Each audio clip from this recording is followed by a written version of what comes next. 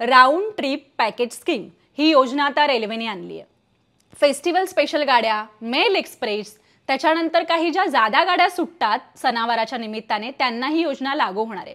यासाठी अट अशी आहे की तुम्हाला जाण्याची आणि येण्याची जी तिकीट आहे ती एकदाच बुक करावी लागणार आहे आणि जेव्हा जी परतण्याची जी तिकीट आहे त्याच्यावर तुम्हाला 20% सूट मिळणार आहे। तर याच्यासाठी अटी शर्ती काय आहे हे जाणून घेण्यासाठी हा व्हिडिओ पहा। राऊंड ट्रिप पॅकेज स्कीम या योजनेची बुकिंग 14 ऑगस्ट पासून सुरू होणार आहे। ही योजना 13 ते 26 ऑक्टोबर दरम्यान जाणाऱ्या प्रवाशांसाठी आणि 17 नोव्हेंबर ते 1 डिसेंबर दरम्यान परत येणाऱ्या प्रवाशांसाठी लागू असेल।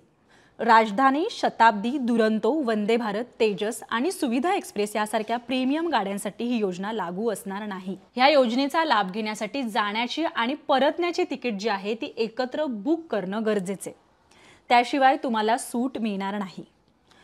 तिसरी महत्त्वाची गोष्ट म्हणजे एकाच ट्रेनमधून येण्या जाण्याचा प्रवास करणं आवश्यक आहे।